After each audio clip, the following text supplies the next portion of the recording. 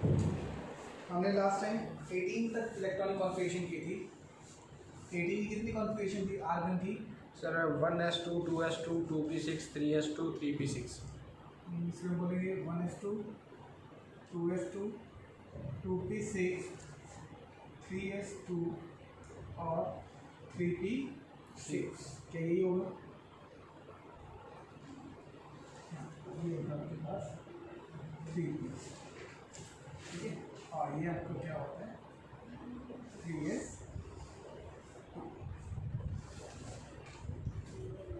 क्या ये बात ठीक है? यहाँ तक इतनी होती है आर्गन के लिए। जब आप पोटेशियम के लिए जाओगे तब कितना होगा? ये सेम ही रहेगा 1s2, 2s2, 2p6, ये भी सेम ही रहेगा 3s2, 3p6। अब इसके बाद आती है कौन सी ऑर्बिटल? 3p के बाद कौन सा आएगा तो रूम 3d, ठीक है। और 3d के बाद कौन सा आता है 4s, यानी कि आपके पास ये 4s, ठीक है। हम यहीं तक चल रहे थे। आपको याद, पुराना साल याद होगा, तो हमारे पास 4 कमरे थे, घर थे हमारे पास, जिसमें एक ही कमरा होता है 1s, फिर इसमें 2 कमरे थे, एक 2s और एक 2p जिसका नाम था। इसके पास 3 कमरे होते हैं 3s, 3p और 3d, और इसके पास 4 कमरे होते हैं 4s, 4p, 4d और 4s। हमारा जिम्मा ये था कि जितने भी इलेक्ट्रॉन है या बच्चे हैं तो उन्हें सुलाना है 1 बाय 1 एक पैटर्न से। हमने पहले के वाले घर पूरा कर दिया, खत्म। फिर आगे चलेंगे, एल वाला घर भी पूरा कर दिया। इसमें 2 आते हैं, इसमें 8 आएंगे, 2s2, 2p6 पूरे। फिर इसमें कितने इलेक्ट्रॉन आ सकते हैं, कितने बच्चे सो सकते हैं? 2, इसमें 6 होते हैं, 18 सो सकते हैं, ठीक है। और ये हमने यहाँ 18 सुला भी दिए, ठीक है। आपके पास 3p6 और 3s अभी आते सो गए। आते कितने मैक्सिमम 18 आ सकते हैं। अभी सुलाए कितने सिर्फ 8, क्योंकि अभी एक रूम बड़े वाला वैकेंट है जिसमें 10 बच्चे सो सकते हैं। अब हमारे अकॉर्डिंग हम बिल्कुल लाइन वाइज चल रहे हैं, हाउस को पूरा करें तो यहाँ थोड़ा सा चेंज आएगा। चेंज ये रहेगा, अब आपका 19वां इलेक्ट्रॉन कहाँ आएगा? हमारे रूल के अकॉर्डिंग अपना इलेक्ट्रॉन यहाँ आना चाहिए, 3d1 में आना चाहिए, 3d1 में आना चाहिए। लेकिन कहता है यहाँ थोड़ा सा गलत हो जाएगा, आप 3d1 में नहीं डालेंगे। कहता है आप क्या करोगे, इसको 4s1 में डालेंगे, इसमें डालेंगे 4s1 में डालेंगे, 3d में नहीं डालेंगे, ठीक। ऐसे ही आपके पास कैल्शियम होगा जी, सेम सारी कॉन्फ़िगरेशन सेम ही रहेगी, मैं बार बार नहीं लिखूंगा। अब कहता है कि 3p के बाद अब 3d तो खाली ही रहेगी। अब अगला इलेक्ट्रॉन कहाँ आएगा 4s2, कितना आ जाएगा इसमें 4s2 में हो जाएगा। यानी कि आपको 3p के बाद 3d खाली छोड़ देनी है, उसमें इलेक्ट्रॉन नहीं भरना। आपने उसे आगे वाली ऑर्बिटल को शो करना, उसमें 2 इलेक्ट्रॉन भरने हैं, ये हो गए 20 इलेक्ट्रॉन, ठीक। अब कहते हैं जी आप 21 से स्टार्ट हो जाएंगे। 21 से स्टार्ट होने के बाद क्या होगा? 21 से स्टार्ट होगा तो हमारे पास क्या रहेगा, स्कैंडियम, ये आएगा स्कैंडियम 21। अब स्कैंडियम कॉन्फ़िगरेशन क्या होगी? Same 1s2, 2s2, 2p6, 3s2, ठीक है। लास्ट में 3p6। अब 3p6 के बाद हमें पता है हमने कौन सा करना था 4s2, 4s2, और ये आपका यहाँ 3p6 हो जाता है। यहाँ तक सबको समझ में आना चाहिए, ठीक है जी। अब 21वां जो इलेक्ट्रॉन आएगा ना, वो हम कहाँ फिल करेंगे? कहते हैं अब आप उसको ना डी में फिल करना स्टार्ट करो, 3d में। किसमें फिल करना स्टार्ट करेंगे? 3d में। कहते हैं d1 यहाँ से स्टार्ट करो, d में क्या था यहाँ से। तो क्या कॉन्फ़िगरेशन बनेगी अब इसकी, क्या बोलोगे आप? 1s2, 2s2, 2p6, 3s2, 3p6, 3d1, 4s, ऐसे बोलो, ठीक है। तो ये 21 के लिए तो ये हो जाएगा। ऐसे ही आपके पास दूसरा आएगा स्कैंडियम के बाद टाइटेनियम। मैं इसी को चेंज करता रहूँगा जी बार बार। स्कैंडियम के बाद आएगा टाइटेनियम 22। अब अगला इलेक्ट्रॉन कहाँ जाएगा? 3D के वो सेकंड वाले। हाँ, अब आपको बताया ना जिसमें एक से ज़्यादा बेड लगे होंगे उसको पहले हाफ फील्ड करेंगे, बाद में क्या करेंगे उसको फुली फील्ड करेंगे। तो इसमें आएगा आपके पास ये, तो कितना बन जाएगा 3D2 4S2 बन जाएगा। ठीक, ऐसे ही आएगा जी थर्ड 23 आपके पास वेनेडियम। इसमें क्या होगा, आगे आ जाएगा 23 3D3 हो जाएगा। ठीक है, ऐसे ही आपके पास एक कॉन्फ़िगरेशन और आएगी क्रोमियम की 24 के 3P6 और ये 3D। देखो जी अब क्या था हमारे पास, हम बोलेंगे कि इसमें 4 इलेक्ट्रॉन आने चाहिए, 4 इलेक्ट्रॉन आने चाहिए। यहाँ एक रूल आएगा जी, कहते देखो अब मैंने आपको एक चीज़ बताई थी, अगर आपके पास जब आप ये इलेक्ट्रॉन फिल करते हो ऑर्बिटल में, या तो ये सारे फुली फिल हो पूरे भर जाए तो बहुत ज़्यादा स्टेबल होता है, या ये हाफ फिल्ड हो तब बहुत ज़्यादा स्टेबल होता है। हाफ फिल्ड और फुली फिल्ड में से ज़्यादा स्टेबल कौन होता है, फुली फिल्ड, सारे भर गए। हाफ फिल्ड उससे थोड़ा कम, और सबसे कम। अब ऐसी चीज़ें ये मान लीजिए आपके पास फुली फील्ड है, ये एक इलेक्ट्रॉन डाल के हाफ फील्ड हो जाएगा, और कुछ ऐसे जो ना तो हाफ फील्ड है ना ही फुली फील्ड, वो सबसे कम स्टेबल है। अब ये कहता है क्रोमियम सोचता है कि अगर मुझे एक इलेक्ट्रॉन कहीं से मिल जाए तो मैं क्या बन जाऊंगा, हाफ स्टेबल हो जाऊंगा, हाफ फील्ड हो जाऊंगा, और हाफ फील्ड होने से मेरी स्टेबिलिटी पहले के मुकाबले क्या हो जाएगी, ज़्यादा हो जाएगी, पहले के मुकाबले क्या रहेगी, ज़्यादा हो जाएगी। तो ये दिमाग लगाता है यार कि कहीं से एक इलेक्ट्रॉन मिल से ना मेरी स्टेबिलिटी बढ़ जाएगी। अभी ना तो मैं हाफ फील्ड हो ना ही फुली फील्ड हो, इसलिए मेरी स्टेबिलिटी बहुत कम है। तो ये क्या करेगा, ये बहुत क्रूशियल बहुत इंपॉर्टेंट पेपर में पक्का आएगी कॉन्फ़िगरेशन। कहता है इसका रियल में वैसे आपके अकॉर्डिंग क्या होना चाहिए, 3D4 4S2, 3D4 4S2, लेकिन होता नहीं है।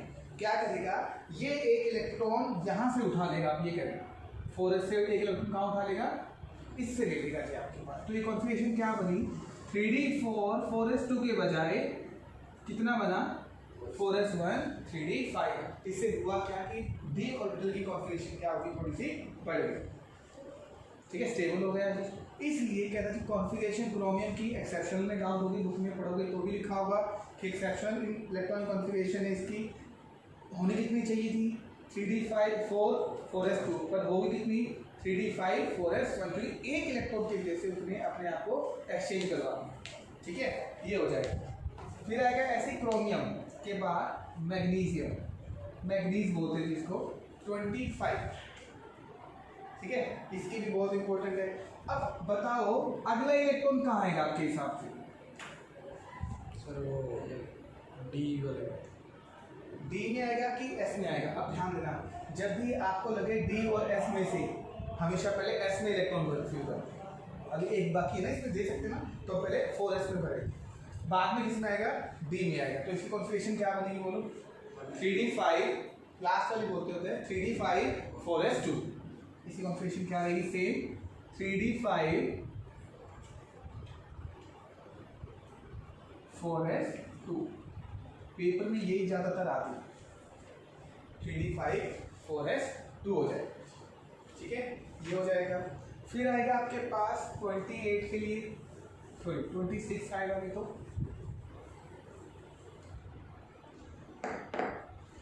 कितना होगा जी 26, आयरन क्या बनेगा, सेम सारा लास्ट में वही रहेगा, 1S2 2S2 2P6 3S2 3P6 और 4S2 मैंने पहले ही भर दिया। इसमें 5 इलेक्ट्रॉन तो हैं, यानी कि 25 तक तो ये कॉन्फ़िगरेशन होती है।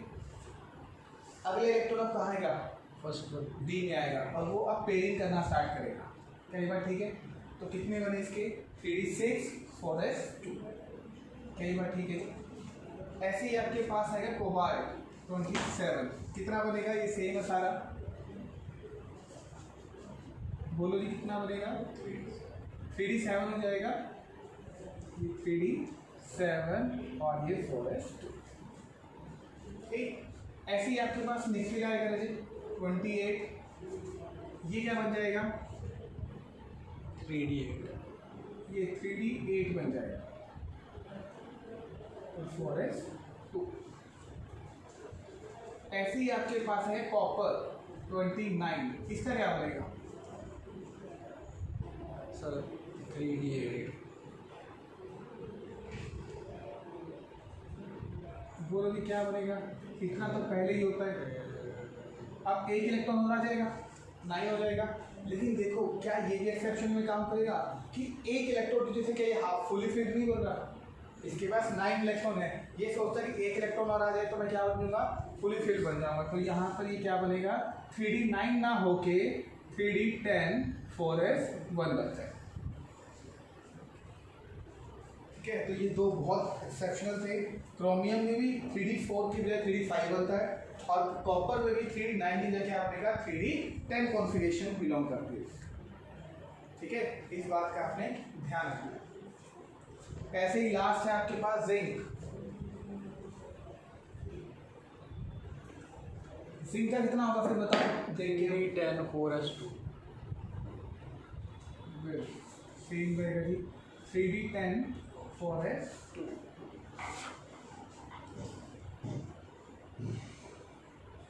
ये कॉन्फ़िगरेशन है। ठीक है, ये है जी आपके पास 1 से लेके 30 तक इलेक्ट्रॉनिक कॉन्फ़िगरेशन। सिर्फ 21 से लेके 30 तक ही थोड़े से एक्सेप्शन रहेंगे, वो किस चीज़ का रहता है, क्रोमियम का रहेगा और कॉपर का रहता है कि उसमें एक इलेक्ट्रॉन जैसे वो आगे क्या आता है हाफ फील्ड और फुली फील्ड बनने से वो क्या कर लेगा अपने आप को शिफ्टिंग करवा। क्या इतनी बात समझ में आती है सर? पक्का?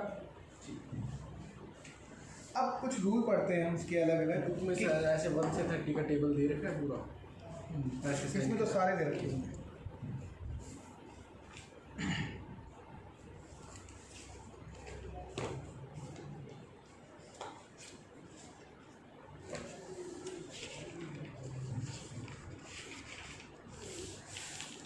अब हम अलग अलग रूल करते हैं कि किसने कौन सा रूल दिया था।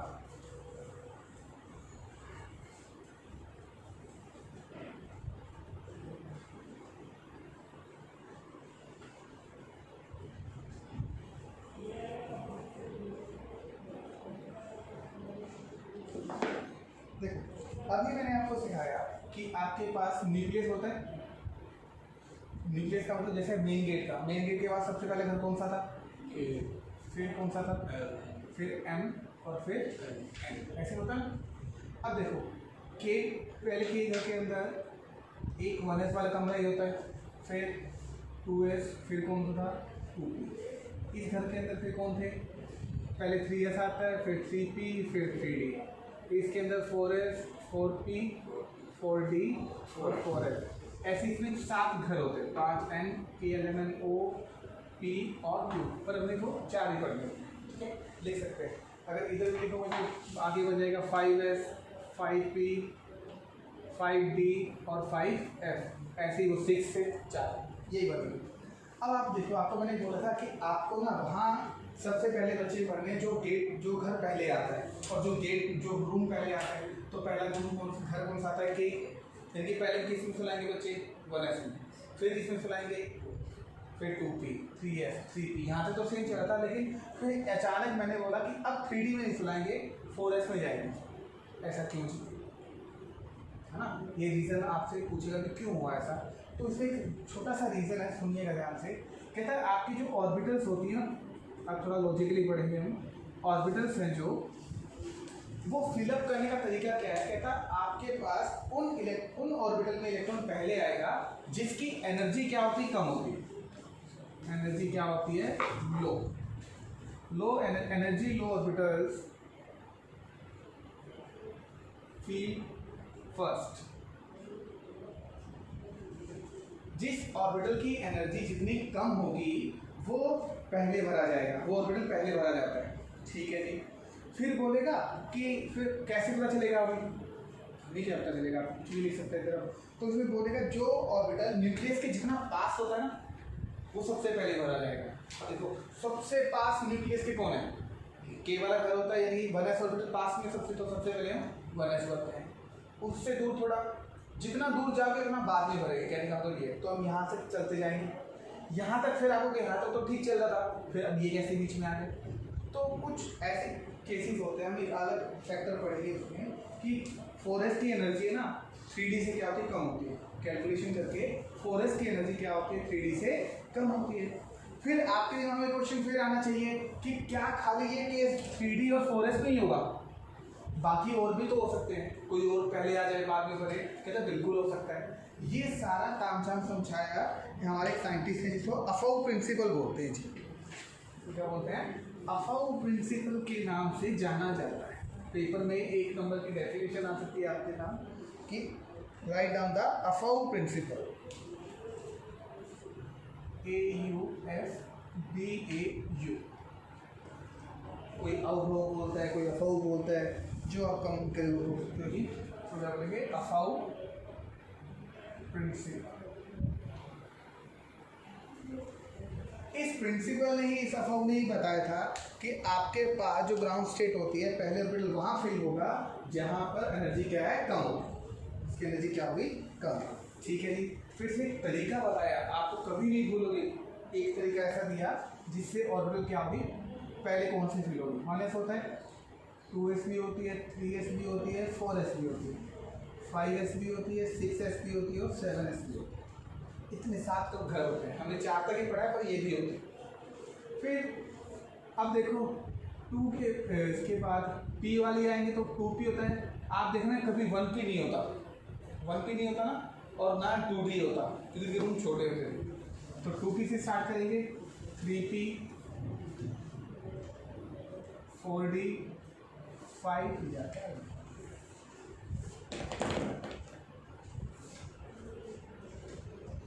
4p, 5p, 6p और 7p।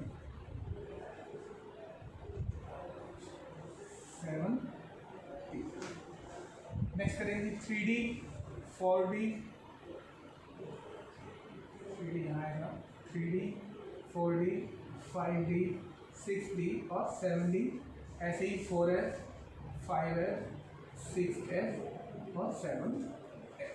ये ऑर्बिटल्स हो एक ग्रुप बना दिया।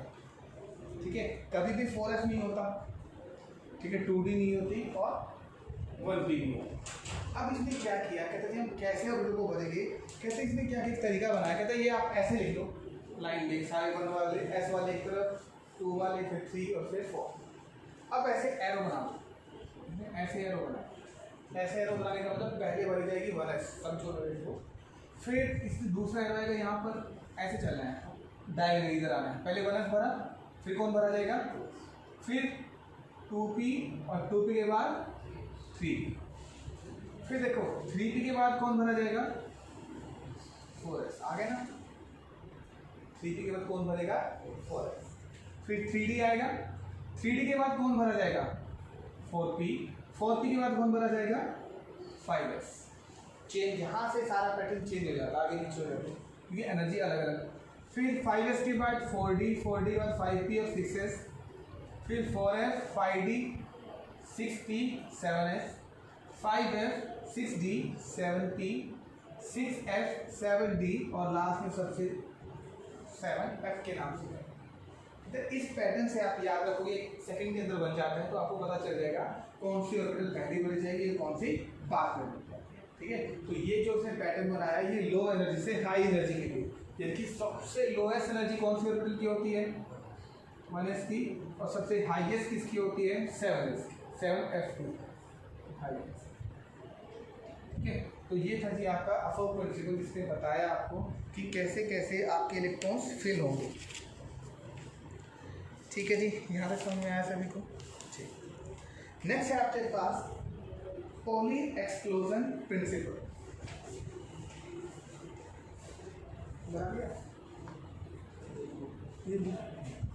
Poly exclusion principal.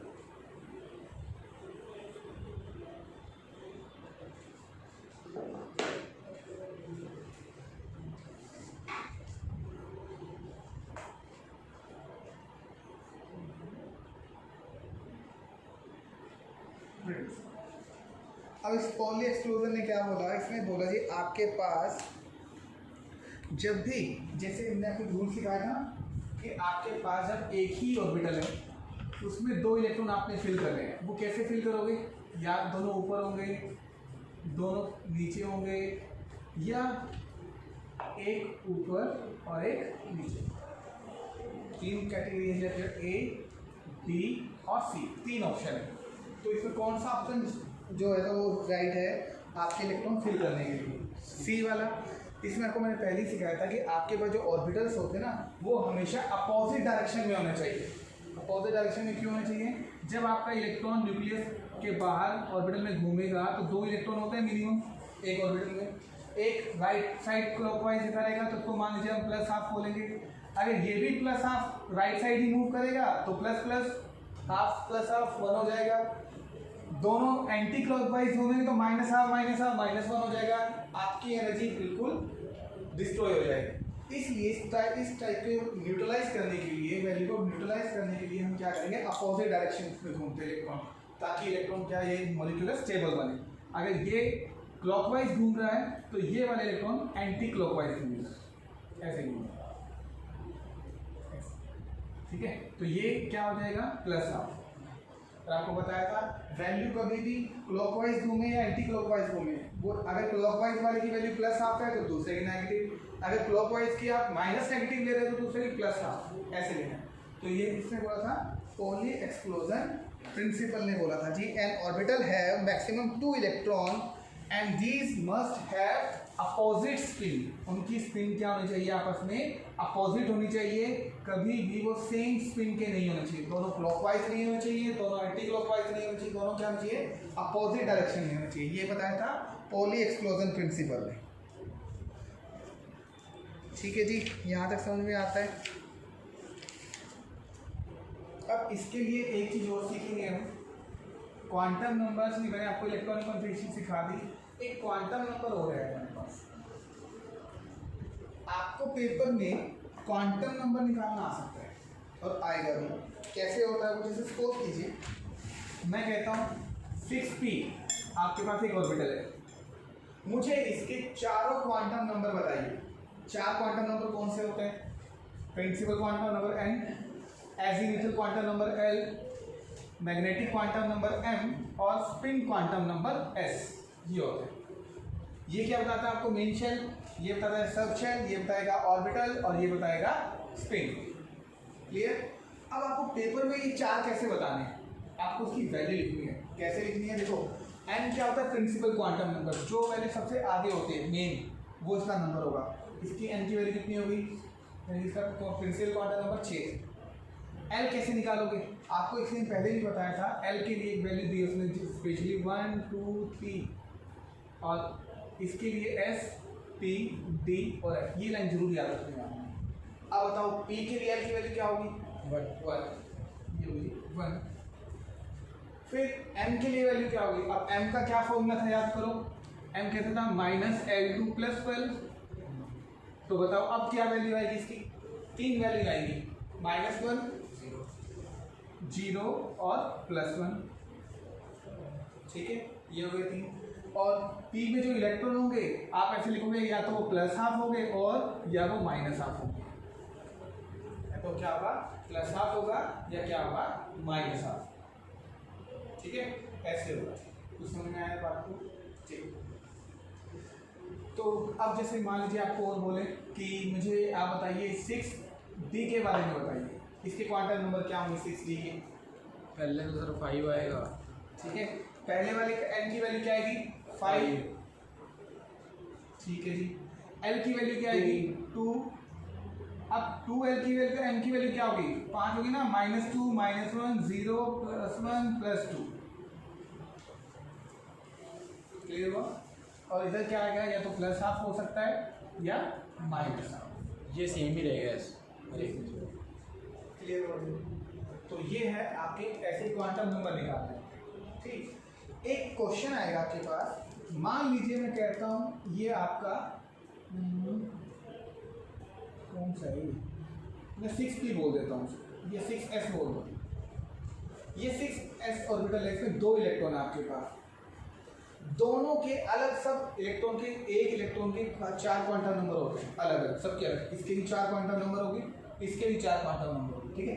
तो वो काउंट करो, मुझे दोनों इलेक्ट्रॉन के क्वांटम नंबर बताओ। इस इलेक्ट्रॉन को मैं ए बोल देता हूँ, इस इलेक्ट्रॉन को मैं बी बोल देता हूँ। तो मुझे ए इलेक्ट्रॉन के चारों क्वांटम नंबर बताओ क्या होंगे, और बी इलेक्ट्रॉन के चारों क्वांटम नंबर बताओ क्या होंगे। तो देख लीजिए हम ए वाले के लिए मतलब क्या है, इसके लिए मेन शेल कितनी रहेगी, सेम ही रहेगी, कितनी है 6। एस की वैल्यू क्या रहेगी, एस की वैल्यू 0 है तो 0 आ जाएगा। एल की वैल्यू 0 है तो एम की वैल्यू भी क्या होगी 0। अब यहाँ स्पेसिफिक आएगा जी। अब देखो ये ऊपर की तरफ तो इसको हमेशा लेट करो कि ये क्लॉकवाइज है, मान आप इसको भी क्लॉकवाइज कह सकते हो, इसको भी कह सकते हो, आपकी मर्जी, मैं इसको मानता हूँ। तो इसकी वैल्यू ऊपर है तो ये क्या होगा +12।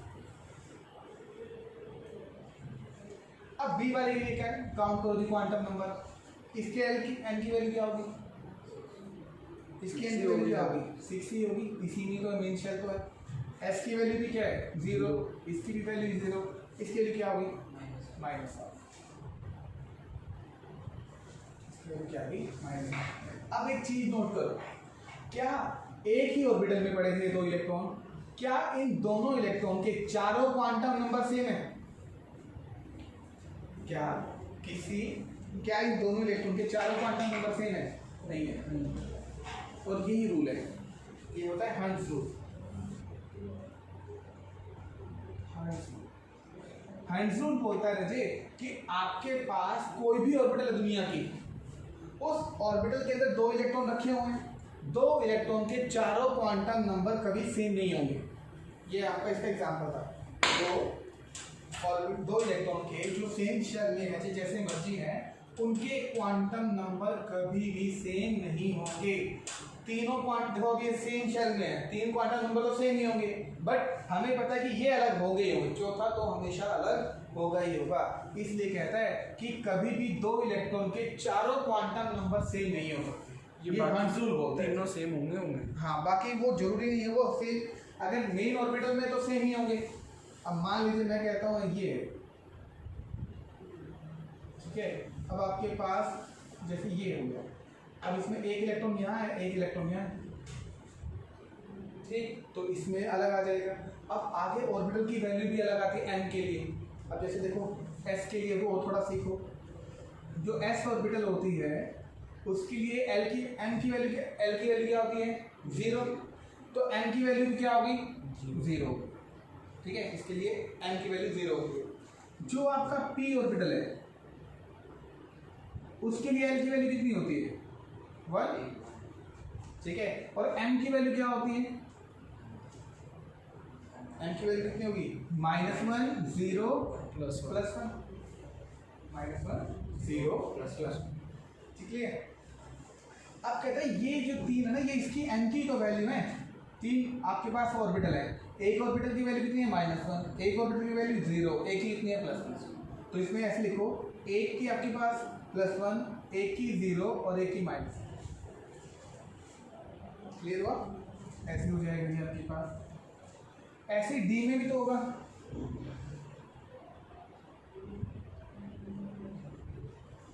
अब बी में कितनी एल की वैल्यू कितनी होती है 2, तो एम की वैल्यू क्या होगी -2 -1 0 1 और 2, तो इसमें यही होगा -2 -1 0 1 और 2, ये फिक्स होते हैं, ये एम की वैल्यू ऊपर जो लिखी है। ठीक हुआ? तो अब देखो इसमें कैसे, जैसे मान लिया मैंने ये तो मैंने एक ही में कर दिया, अब आपको क्या करती अलग अलग हो तो हम कैसे करेंगे, जैसे सपोज करो ये था, मैं कहता हूँ ये 5p है, ठीक है, अब मुझे ये a इलेक्ट्रॉन है और ये b इलेक्ट्रॉन है, अब इनकी स्पिन सेम होगी तो कुछ और अलग हो सकता है, अभी देखते हैं कैसे होगा। तो बताओ जी क्या आएगा, देखो अब इसके लिए a के लिए पहले करते हैं, इसके लिए क्या बनेगा, इसके लिए n की वैल्यू कितनी आएगी 5, l की वैल्यू क्या होगी वहां देखो -, ठीक है। अब चेक करो m की वैल्यू क्या होगी, अब आपने तीनों वैल्यू नहीं लिखनी है, पर्टिकुलर वैल्यू लिखो। अब देखो p में 3 होते हैं 1 2 3, आपका इलेक्ट्रॉन कौन से ऑर्बिटल में इसमें, तो यानी इसकी वैल्यू क्या होगी +1, तो आप इसको लिख दिए +1, ऊपर की तरफ है तो ये क्या होगा +12। क्लियर? अब इसके लिए लिखते हैं, इसके लिए n की वैल्यू भी सेम ही होगी 5, l की वैल्यू भी सेम ही होगी, बट n की वैल्यू देखो इसके लिए कितनी होगी 0। ये भी ऊपर की ओर है तो क्या होगा प्लस हाफ। क्या अब भी इनके चारों क्वांटम नंबर सेम है? नहीं है। अगर स्पिन सेम है तो देखो आप m की वैल्यू रखोगे, तो ये हंस रूल बोलता है कि कभी भी आपके पास दो इलेक्ट्रॉन्स के चारों क्वांटम नंबर सेम नहीं होंगे। 3 हो सकते हैं मैक्सिमम, चौथा क्वांटम नंबर अलग होगा ही होगा। ठीक है जी, ये बात समझ में आती है आपको? ठीक, तो ये थे आपके पास कुछ रूल्स, और थोड़ा सा और सीखेंगे इसमें हम टाइप ऑफ ऑर्बिटल्स या शेप ऑफ ऑर्बिटल बोलेंगे। कहते जी अभी हम बात करते हैं ऑर्बिटल्स की। देखो हमारे पास पहले था मेन शेल, ऐसे समझो, यानी घर कौन है एल, हाँ। फिर कौन था सब शेल किसने बताया? एल ने। फिर आई ऑर्बिटल्स क्या है हमारे पास? बेड। और ये किसने बताया था? एम ने बताया था, ठीक है ना। सबशेल किसने बताई? सबशेल कौन है इसमें, ऐसे ही शॉर्ट में याद कर लो। सबशेल कौन है यहाँ पर? रूम्स, ये एल बताता है। और मेन शेल कौन है? होम लिख लो, हाउस लिख लो, ये कौन बताता है? एन। ठीक है। और आपके पास फिलिंग द इलेक्ट्रॉन या स्पिन द इलेक्ट्रॉन लिखो इसमें, स्पिन द इलेक्ट्रॉन, ये कौन बताएगा? मतलब पैटर्न ऑफ स्लीपिंग, ऐसे लिखो, पैटर्न ऑफ स्लीपिंग, ये किसने बताया? एस बताता है। ठीक है, होना चाहिए आप लोगों को। अब कहते हैं कि हमें ये ऑर्बिटल्स के बारे में देखना कि ऑर्बिटल्स जो आपके बेड लगे हैं वो कैसे कैसे हैं। क्या सबके बेड एक जैसे हैं, अलग अलग डिज़ाइन के कैसे हैं? ठीक है, तो कहेंगे कि हम अलग अलग डिज़ाइन के बेड लगाते हैं। ठीक है, और वो कैसे है वो देखो।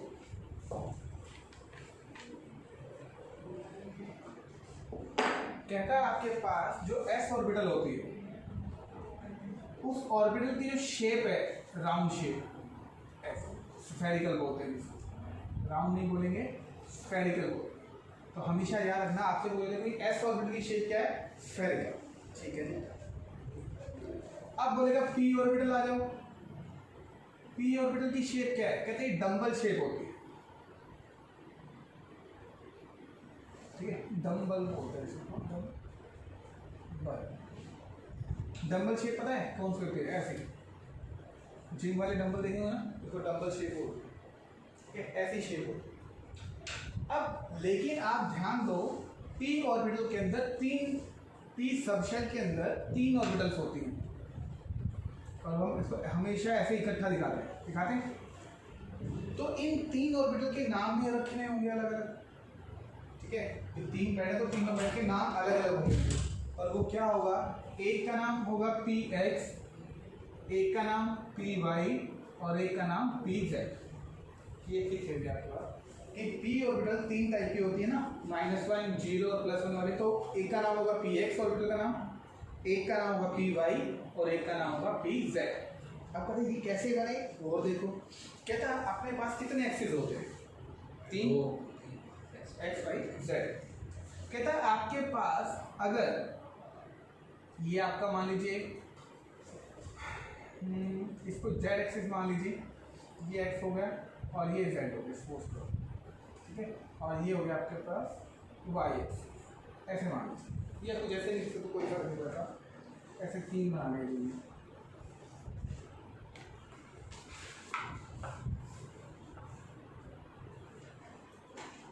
जेड वाई और अगर आपका ऑर्बिटल 3 लोब्स होते हैं, हमारे पास 3 एक्सिस होते हैं। अगर आपकी एक पी वाली लोब एक्स एक्सिस के अलोंग बनती है, ऐसे ये शेप ऐसे बनती है डंबल, तब तो उस ऑर्बिटल का नाम क्या होगा? जो एक्स एक्सिस के अलोंग बनी उसका नाम तो होगा पी एक्स। जो पी ऑर्बिटल वाई एक्सिस के अलोंग बनेगी उसका नाम क्या होगा? P Y. और जो जेड एक्सिस के अलोंग बनेगी रजिए उसका नाम होगा पी जेड। तो कहते हैं जी आपके पास पी ऑर्बिटल में 3 ऑर्बिटल्स होगी पी शेल के अंदर। अब पी सब शेल में जब 3 ऑर्बिटल होंगी तो उसको डिवाइड करेंगे हम पी एक्स, पी वाई और पी जेड, ठीक है। ये तीन हमेशा इकट्ठे शो करते होते हैं। देखो ये P X, P Y, P Z. अब मान लीजिए पी सबके लिए सेम है, चाहे वो 2p है, 3p, 4p, 5p, 6p, 7p। मान लीजिए आपको आया 2p, तो आप ना पूरा नाम क्या होगा इसका, फिर आगे बस इसका मेन नंबर लिख दो। क्या आएगा इसका नाम, 2px, 2py, 2pz। अगर ये 5p होता तो 5px, 5py, 5p। बाकी सब चेंज रहता है, बस ये ऑर्बिटल का नंबर चेंज हो जाएगा। यहाँ से समझ में आया। तो हमेशा ध्यान रखिएगा, तो आपकी एस है उसके ऑर्बिटल क्या होते हैं, स्फेरिकल। पी सब शेल के अंदर तीन ऑर्बिटल होते हैं, P X, P Y, P Z. Axis के अलोंग बनेगा कोई तो पी एक्स, वाई एक्सिस के अलोंग बनेगा तो पी वाई, और जेड के बनेगा तो पी जेड। ये नंबर बोलो, यहाँ तक समझ में आता है। ऐसे ही होगा आपके पास डी सब शेल। डी में कितने होते हैं, आपके पास डी सब शेल, उसमें 5 ऑर्बिटल होते हैं।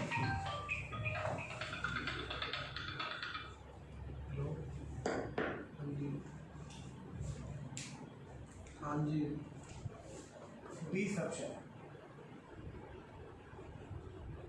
इसमें 5 ऑर्बिटल होते हैं, ठीक है। और वो ऑर्बिटल का नाम, सचिन बोल रहा है, अरे सरने का है।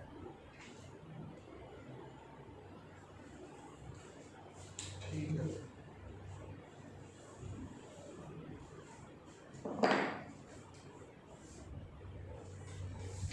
इनके नाम होते रहे D X Y, D Y Z, D X Z, D Y square, X square Y square और डी जेड स्केयर। सर इसकी शेप क्या होती है? सब बताएंगे, ठीक है। ये होगा D X Y Z, D X Z और एक्स स्केयर वाई जेड। इसकी शेप आप बोलो लीफ लाइक होती है, जैसे पत्ते होते हैं ना, लीफ लाइक, या लीफ ना बोलो यार, फ्लावर बोलो, फ्लावर लाइक। ऐसी शेप होती है जिसकी। इसको कुछ लोग देखो, ये एक डंबल हुआ, इसको ऐसे ही दूसरा डंबल भी बना दो, दूसरी तरफ एक और एक दो, तो ये एक टाइप का फ्लावर जैसी स्ट्रक्चर बन गई ना, फ्लावर जैसी स्ट्रक्चर बन गई। इसलिए डी ऑर्बिटल को क्या बोलते हैं, फ्लावर लाइक शेप के नाम से भी जाना जाता है। क्लियर हुआ आपको? अब कहते हैं कि 5 ऑर्बिटल बनेगी कैसे, तो उसमें आपके पास अलग अलग चीज़ें रहेंगी, वो ऐसे है, जैसे सपोज करो पहली ऑर्बिटल इसमें अलग दिखाएगा, एक है आपके पास एक्स एक्सिस और एक है वाई। अब कहते हैं इसमें 2 लोब बनाने हैं, आपने 2 फुल बनाने हैं ना, तो एक ऑर्बिटल तो ये हो गई।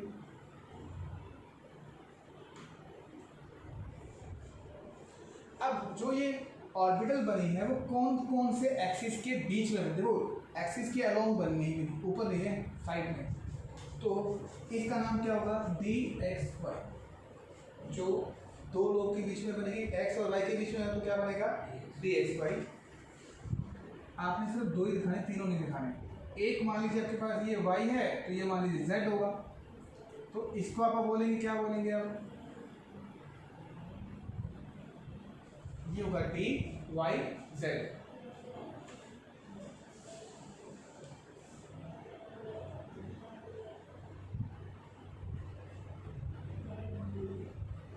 और इसका क्या होगा, एक ये मान लीजिए आपके पास x है, तो ये z हो जाएगा, तो इसको क्या बोलेंगे, x z। जो भी आपके पास ये ऑर्बिटल्स है 2 एक्सिस के अलोंग रहेंगी साइडवेज, तो उसको वही नाम हम दे देंगे। 3 हो गई। अब आगे आती है आपके पास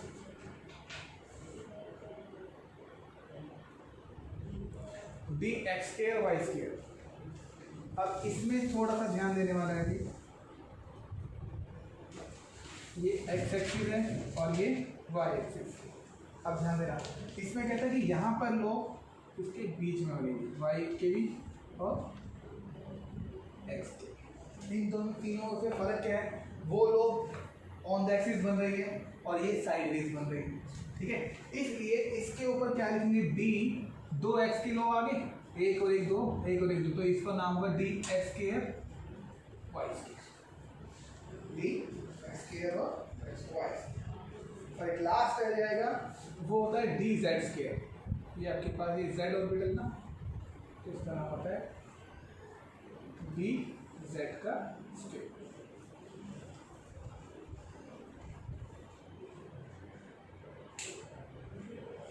ठीक है, तो ये 5 टाइप की ऑर्बिटल होती है जी आपके पास। इसमें dx2 y2 dz2 dxz xy और dxy। इसमें तो इसकी फिर डंबल शेप है DZ स्क्वायर। हाँ, लेकिन डबल शेप को मानते नहीं है, इसको डबल शेप मानते हैं। कुछ एक्सेप्शन भी तो होते हैं ना, तो ये इसके अंदर काउंट हो जाता है। ठीक है जी, यहाँ तक समझ में आया सभी को। अब इसमें आप एक चीज़ और करेंगे हम, कि आपके पास इसकी अलग अलग वैल्यू भी थी, जिसे मैंने आपको उसमें लिखाया।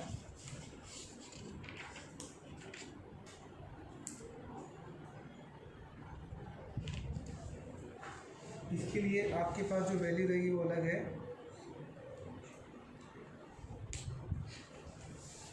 इसकी वैल्यू जैसे z की 0 वैल्यू होती है, जैसे अलग अलग आपकी बार चेंज किया हुआ है। dxz की +1 और yz की -1, xz की +1 और yz की -1। ये आप इसको अलग अलग नोट करके देखिएगा। dxy की -2 और इसकी +2, ये वैल्यू फिक्स है आपके पास। अगर आपको क्वांटम नंबर निकालना है तो आप ऐसे लिखेंगे।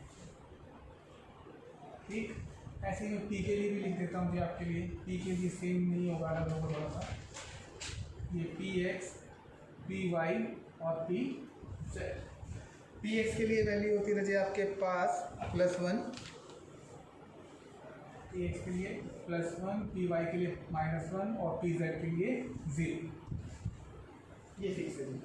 ऐसे आप इनके प्रिंसिपल क्वांटम नंबर के अलावा आप नेगेटिव क्वांटम नंबर भी फाइंड आउट किया जा सकता है।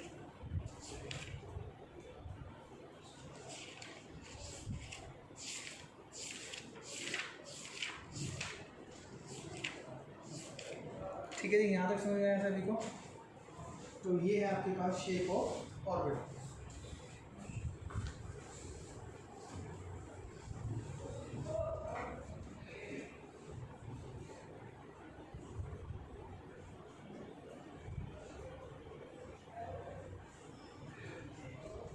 नेक्स्ट करेंगे जी हम एक्साइटेशन ऑफ इलेक्ट्रॉन।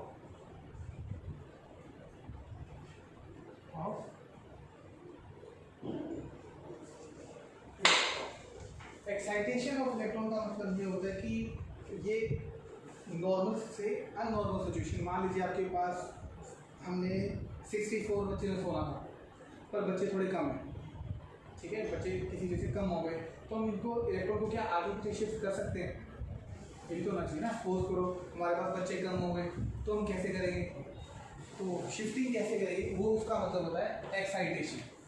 अब जैसे सपोज करो बच्चे, आपके पास था लिथियम। लिथियम कितना होता है? 3। या हीलियम से स्टार्ट करेंगे, हाइड्रोजन से ही करते हैं आप।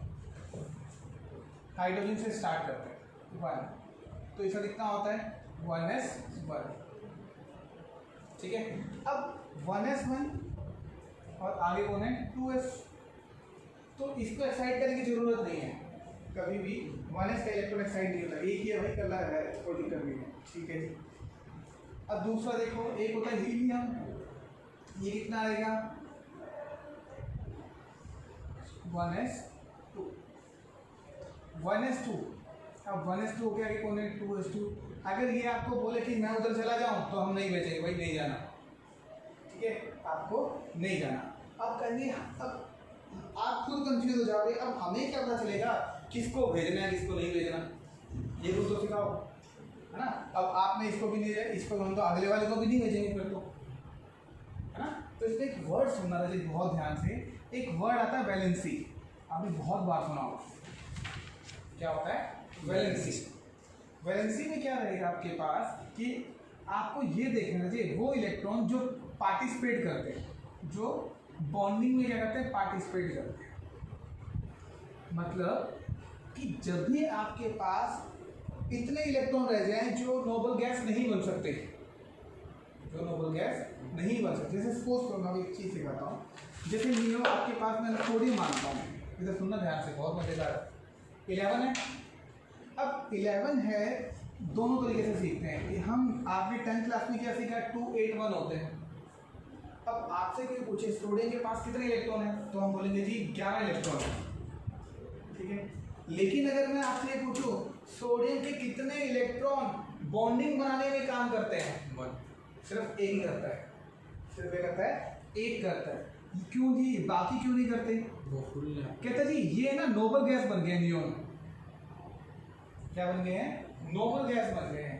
नोबल गैस का मतलब इनकी ऑर्बिटल पूरी हो चुकी है, और जो जो ऑर्बिटल नोबल गैस बनाता जाएगा वो फिर आगे पार्टिसिपेट नहीं करेगा, वो आगे पार्टिसिपेट नहीं करेगा। बस आपको यही चेक करना है, इसी को बोलते हैं वैलेंसी, ठीक है। जितने भी वैलेंस ऑर्बिटल हैं वो एक बॉन्डिंग में पार्टिसिपेट करेंगे। अब आगे सुनिए, जैसे ये अब देखो यहाँ हीलियम है, हीलियम हमें पता है कि नोबल गैस है, हीलियम क्या है, नोबल गैस। तो नोबल गैस बन गई है, अब ये क्यों जाएगा, जो पहली बात तो जाएगा ही, तो इसकी कॉन्फ़िगरेशन यही रहेगी, एक्साइट करेंगे बाद भी यही है और सेम ही है। लिथियम से स्टार्ट करते हैं 3। अब इसका देखो आपके पास 1s2 और आएगा 2s1। आपसे कोई पूछे लिथियम के अंदर कितने वैलेंस इलेक्ट्रॉन है, एक वैलेंस इलेक्ट्रॉन, एक टोटल इलेक्ट्रॉन 3। अब एक वर्ड और आएगा वैलेंस ऑर्बिटल, अब सुनना ध्यान से, अब थोड़ी चीजें कंपटीशन लेवल की बढ़ जाएंगी। मैं कहता हूं कि लिथियम का ना वैलेंस इलेक्ट्रॉन एक ही है, जो वैलेंस इलेक्ट्रॉन जिस ऑर्बिटल में होगा उस ऑर्बिटल का नाम क्या होगा, वैलेंस ऑर्बिटल बोल देंगे, या आप एक नया वर्ड सीखो वैलेंस शेल बोल दो। आपसे कोई बोलेगा वैलेंस शेल कौन सी होती है, वैलेंस शेल कौन सी होती है, ऐसी शेल जिसके ऑक्टेट पूरा नहीं हो, जिसमें इलेक्ट्रॉन पूरे ना हो, उसको बोलेंगे, उसको बोलेंगे वैलेंस शेल। या बोलो जितने इलेक्ट्रॉन, वैलेंस इलेक्ट्रॉन जिस जिस ऑर्बिटल में आएगा ना वो सारे क्या होंगे, वैलेंस ऑर्बिटल, ठीक है।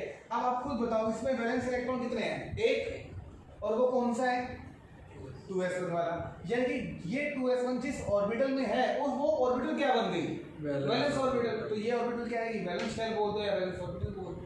तो 2s यहाँ पर क्या है, वैलेंस शेल, ठीक है जी, कितना समझ में आता है, ठीक। अब ये 2s हो गया, अब ये आगे नहीं जा सकता क्योंकि अकेले इलेक्ट्रॉन को हम आगे कभी नहीं भेजेंगे, एक्साइट नहीं करेगा। एक्साइट का मतलब एक ऑर्बिटल से दूसरे ऑर्बिटल में जाना होता है, अकेला कभी नहीं जाएगा, दो जा सकते हैं। अब आप कहोगे ये तो जा सकता था 1 वाला, है ना, ये तो आगे कौन सी खाली है, 2s ऑर्बिटल होके, सॉरी 2p। अब सुनना ध्यान से, ये कहता है कि ये नहीं जा सकता, मैं तो आगे जा सकता हूँ। आप एक रूल ध्यान रखना, कहता है आपको ना जो एक्साइट बच्चे सुलाने हैं वो आप चेंज करोगे ना बच्चों को, वो सिर्फ अपने अपने घर में कर सकते हो। आप बच्चों को चेंज करना है ना, एक्सचेंज करना है तो अपने घर में करोगे, किसी दूसरे घर में नहीं जाके कर सकते।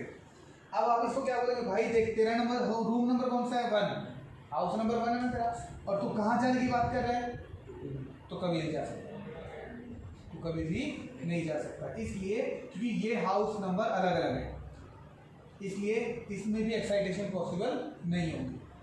ऐसे ही रहेगा बेरिलियम, बेरिलियम कितना होता है, 4। अब क्या बनेगा आपके पास, ये 2s बन जाएगा ना,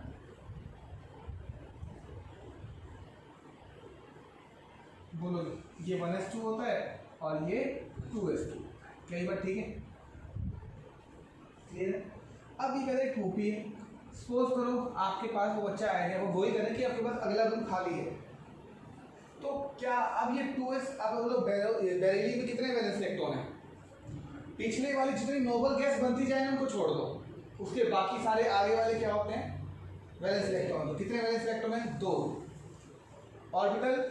उसके बाद जो भी ऑर्बिटल है उसको हम की, अब ध्यान से सुनना कि अब आपसे कोई पूछेगा इसमें कितनी वैलेंस शेल है, 0 वैलेंस शेल पूछ रहा हूँ, शेल 2, कितनी है, कौन कौन सी, 2s। हाँ आप ये बोलोगे, अब कुछ बच्चे तो जैसे करें जी इलेक्ट्रॉन तो इसमें है दोनों, तो ये 2s वाली वैलेंस शेल है, वो वैलेंस शेल पूरे घर को ही काउंट करो, फिर आप सारी ऑर्बिटल्स जितनी उस घर के अंदर वो सब वैलेंस में ही आ जाएंगे, ठीक है, वो सारी किसमें आएंगी, वैलेंस में। यानी कि आपके पास इस केस में वैलेंस शेल 2s है और 2p है, यानी आप इन दोनों में एक्सचेंज करवा सकते हो। ठीक है जी। क्या ये 2s इस 2p में जा सकता है? फिर जी खाली है, ऑलरेडी खाली है तो क्या चला जाए, कोई दिक्कत नहीं, ये आगे इधर शिफ्ट हो जाएगा, क्योंकि आगे क्या था, खाली था, कहता कोई आना तो वही जाता हो जाएगा। अब हमने शिफ्ट क्यों किया? क्योंकि देखो दोनों के हाउस नंबर सेम है, इस बात का आपने ध्यान रखना है। 2y में जा सकते हैं, किसी में 2s में 2p में जा सकते हैं, 3 वाला 3 में जाएगा, 4s वाला 4 में जाएगा। ये एक्साइटेशन का रूल होता है। जब ये इधर चल जाएगा रजे, जब ये इधर चल जाएगा तो क्या कॉन्फ़िगरेशन बनेगी? ये 1 हो जाएगा और ये भी क्या हो जाएगा, अलग अलग हो जाएगा। क्या ये बात ठीक है? क्लियर नहीं बात? ये होगा, ठीक है जी। अब इसमें 2 वर्ड आपको पढ़ने को मिलेंगे। जब जो आप नॉर्मली लिखते हो हर बार, उसको तो बोलते हैं ग्राउंड स्टेट। आप जब पढ़ोगे तो आपको पता चलेगा कि ग्राउंड स्टेट क्या, फिर आप कंफ्यूज होगे। जो नॉर्मली हम डेली लिखते हैं वो तो होती है ग्राउंड स्टेट। और एक्साइट करने के बाद वो स्ट्रक्चर चेंज हो गई है तो इसको क्या बोलेंगे हम? एक्साइटेड स्टेट बोलते हैं। क्या बोलते हैं? Excited state. एक्साइटेड स्टेट का मतलब एक ऑर्बिटल से दूसरे ऑर्बिटल में चले जाना, एक ऑर्बिटल से किसमें चले जाना, दूसरी ऑर्बिटल में चले जाना।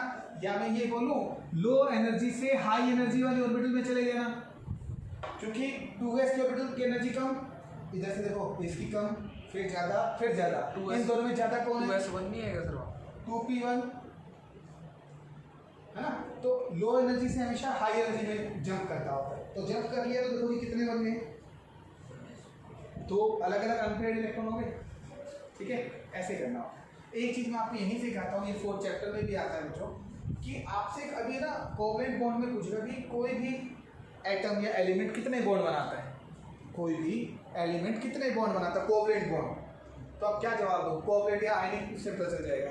कैसे पता चलेगा?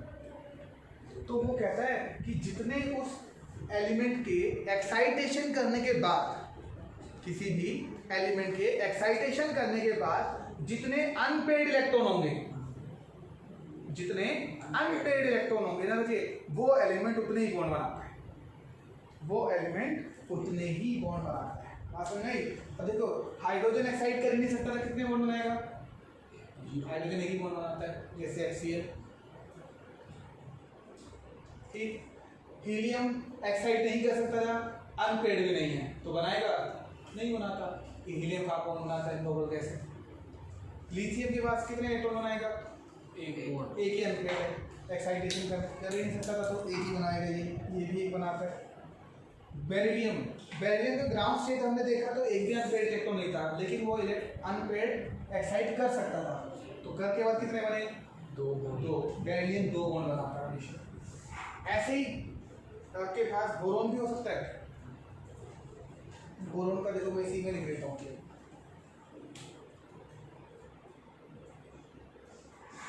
देखो बोरोन का एक इलेक्ट्रॉन ऐसे होगा, 1s2, 2s2 और 2p1, ये ग्राउंड स्टेट है इसकी। ठीक है, अब बताओ बोरोन के वैलेंस इलेक्ट्रॉन कितने हैं?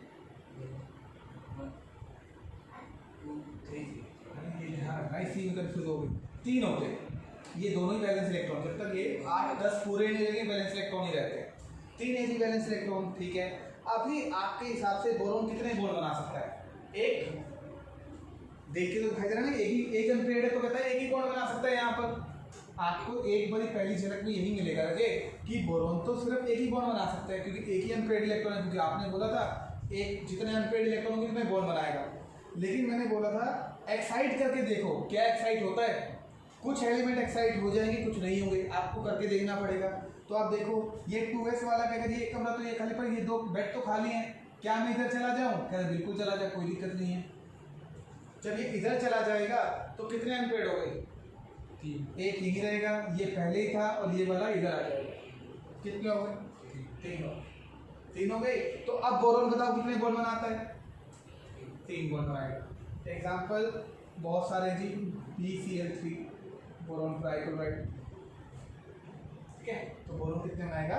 3 बॉन्ड बनाएगा। ऐसे ही आप 20 तक जितने मर्जी फाइंड आउट करो, ऐसे चलते रहेंगे आगे। ऐसे कार्बन का देखो, जो मेन मेरे वो मैं करवा रहा हूँ मुझे आपको 10 तक।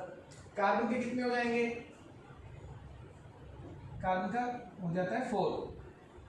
1s2 2s2 2p2 6 इलेक्ट्रॉन पूरे हो गए। अभी कार्बन आपको देखो कितने बॉन्ड बना रहा है, 4 बॉन्ड, सिर्फ 2 बॉन्ड बनाता दिखाई दे रहा है। क्या एक्साइड कर सकता है? कर सकता है सर। क्योंकि ये खाली है, बिल्कुल चला जाएगा, तो ये इधर अब कितने बॉन्ड बनाएगा कार्बन? 3 आपको देखो जी 4 बनाएगा। 4 ठीक है, और हमें पता है कार्बन 4 ही बॉन्ड बनाता है, तो यहाँ से प्रूफ हो जाता है कार्बन कितने बॉन्ड बनाता है? 4 बॉन्ड बनाता है। ठीक है, क्लियर हो? ऐसे ही हम चलेंगे नाइट्रोजन के ऊपर। अब नाइट्रोजन कितना होता है? 1s2 2s2 और 2p3, और ये आपका 4s होता है अगले ऑर्बिटल, है ना, सॉरी 3, और ये। अब देखो जी, नाइट्रोजन के पास कितने वैलेंस इलेक्ट्रॉन है? तो भूल जाता भाई, ये तो इस वैलेंस इलेक्ट्रॉन के लिए वो पुराने वाला रूल याद रख लिया करो, 7 हो तो 2 और 5 हो, ऐसे याद रहेगा। अब देखो क्या रहेगा, वैलेंस इलेक्ट्रॉन नाइट्रोजन के पास कितने हैं? 5। वैलेंस इलेक्ट्रॉन कितने हैं? 5। ठीक है जी, 5 है। तो अभी नाइट्रोजन कितने बॉन्ड बना सकता है आपके हिसाब से? 5। ये स्पेशल केसेस में आते हैं, कितने बॉन्ड बना सकता है फिलहाल? अब एक्साइटेशन से पहले 3, क्योंकि अनपेड कितने? सिर्फ 3 ही है। तो ये बोलेगा कि मैं भी आगे चला जाऊं, तो क्या अब देखो हम इसको आगे भेज सकते हैं? भेजेंगे सर। कैसे, कहाँ भेजोगे? नहीं सर, वो उस घर अलग है सर। देखो जी, ये 1s था, ये जाता ही नहीं है। हाँ। अब ये कहेगा जी मेरे पास ना, मैं आगे चला जाऊँ, कहते कहाँ जाएगा भाई, ये तो ऑलरेडी आ चुके हैं, कहते इनके पास हो जाऊँ, कहते इनके पास होगा तो यहाँ डबल हो जाएगा। बात तो नहीं आनी, और कभी जाएगा भी नहीं, क्योंकि नेगेटिव चार्ज होता है इलेक्ट्रॉन के ऊपर, इससे खुद के पास भी क्या नेगेटिव है, और नेगेटिव और नेगेटिव जो आपस में जाएंगे तो क्या होंगे? अपोज करेंगे, इसलिए नहीं जाएगा। इसलिए कहता है आपको इधर नहीं जा सकते हो, कहते इधर ये खाली पड़ा, इधर चला जाऊँ, कहता है इधर देख, ये कौन है? 3s है, यानी घर अलग है, आप इधर नहीं जा सकते। इसलिए नाइट्रोजन क्या करेगा? एक्साइट नहीं करता है, नाइट्रोजन के इलेक्ट्रॉन एक्साइट नहीं कर सकते। अब यहाँ पर बहुत जबरदस्त वाला खेल है। तो अब देखो, नाइट्रोजन के पास कितने इलेक्ट्रॉन है अनपेड? 1 2 3। नाइट्रोजन 3 बॉन्ड बनाता है, जितने इलेक्ट्रॉन होंगे उतने ही बॉन्ड बनाता है। नाइट्रोजन कितने बॉन्ड बनाता है? 3। लेकिन अब ध्यान रखो, अब इसमें वो बात हो गई कि आपके पास 5 रुपए है, आपके पास टोटल कितने रुपए हैं? 5। लेकिन जब आप खर्चने जाओगे ना, तो आप 3 रुपये खर्च कर सकते हो। आपको रेस्ट्रिक्शन लगा दी कि आप 5 रुपये आपके पास, पर आप खरीदोगे कितने रुपए की चीज ले सकते हो? 3 रुपये। 2 रुपये क्या हो गए आपके पास? बच गए ना, सेव हो गए ना। ऐसे ही सेम नाइट्रोजन के साथ होता है। नाइट्रोजन के पास टोटल कितने हैं? 5। ये 5 रुपये उसके पास। लेकिन जब पता चला, जब काम करने की, उसको यूज करने की बारी आई, तो कहता है आप सिर्फ 3 रुपये ही यूज कर सकते हो इसके। तो छोड़ दो, कितने रुपये यूज कर सकते हो? सिर्फ 3। ठीक है भाई। अब ये जो एक्साइट नहीं हुआ, जो ये पेयर के ऊपर है, डबल अनपेयर्ड, ये पेयर है, ये इलेक्ट्रॉन हमने यूज नहीं किए, तो ये इलेक्ट्रॉन यूज नहीं करता ना, ये अपने आप को अलग रख लेता है, ऐसे सिर पे रख लेता है। ये क्या करता है? सिर पे रख लेता है अपने पास। ठीक है, अब इसको क्या बोलेंगे? अब आपके पास थोड़ा सा ध्यान देना। मैं कहता हूँ आपके पास 5 रुपये थे, उस 5 रुपये में 3 रुपये तो आपके काम के हैं, 2 रुपये आपके काम के नहीं। या आप मैंने 3 रुपये तो खर्च कर लिए और 2 रुपये बचा लिए। और वो जो पैसे हैं वो 2 टाइप के पैसे हो गए आपके पास। कैसे? जो यूज कर रहे हो वो तो एक्टिव फॉर्म में है, और जो यूज नहीं है वो क्या है? इनएक्टिव। इनएक्टिव बोल दें। साइंस में क्या बोलेंगे देखिए, कहते देखो ये जो 3 इलेक्ट्रॉन है ये तो बॉन्ड बनाएंगे, तो इसको बोलेंगे बॉन्डिंग इलेक्ट्रॉन। इनको क्या बोलेंगे? तीनों को बॉन्डिंग इलेक्ट्रॉन। और जो ये आप कुछ भी नहीं कर रहे, ये चुपचाप बैठे हैं नाइट्रोजन के साथ, इसको क्या बोलेंगे? Non bonding. ये बॉन्ड में पार्टिसिपेट नहीं कर रहे, तो इसको क्या बोलेंगे? Non bonding. क्या बोलेंगे इसको? Non bonding. तो आपके पास 2 टाइप के इलेक्ट्रॉन्स होंगे रहे, एक होगा नॉन बॉन्डिंग और एक होगा बॉन्डिंग इलेक्ट्रॉन्स। तो नाइट्रोजन के पास कितने बॉन्डिंग इलेक्ट्रॉन होते हैं? 3। और नॉन बॉन्डिंग कितने होते हैं? 2। ठीक है, लेकिन अब एक नाम और सुनो। कहता है आपके पास जो नॉन बॉन्डिंग इलेक्ट्रॉन है ना, इसको हमेशा पेयर में काउंट करते हैं। किसमें काउंट करते हैं? पेयर में। अलग काउंट नहीं करना आपने, सिंगल सिंगल काउंट नहीं करते। तो अगर मैं आपसे पूछूं कि नाइट्रोजन के पास कितने बॉन्डिंग इलेक्ट्रॉन्स है, एक, कितने नॉन बॉन्डिंग पेयर है? एक, ठीक है। और इस नॉन बॉन्डिंग को एक नाम और देते हैं, लोन पेयर। क्या देते हैं? Lone pair. ये वर्ड याद रखना है, क्या होता है जी? Lone pair. सर जैसे पूछे नाइट्रोजन के पास कितने लोन पेयर हैं तो एक है, अगर इलेक्ट्रॉन पूछे, इलेक्ट्रॉन पूछे गए, बॉन्डिंग इलेक्ट्रॉन कितने हैं? 3। लोन पे कितने हैं? 1। समझ में आया जी? आपने कल आज घर पे जाके नाइट्रोजन से ये मैंने करवा दिया, आपने ऑक्सीजन से लेके एल्यूमिनियम तक और हो सके तो नियोन तक ही करके आने हैं। ये क्या है वो 20 तक करने हैं यार। कैल्शियम कौन है? कैल्शियम होता है ऑक्सीजन से लेके कैल्शियम तक के सब के मुझे वैलेंस इलेक्ट्रॉन बताना, कितने बॉन्डिंग इलेक्ट्रॉन है, कितने नॉन बॉन्डिंग, ये सब काम करके लेके आए। ठीक है, ये आज के लिए आपका होमवर्क है सबके लिए।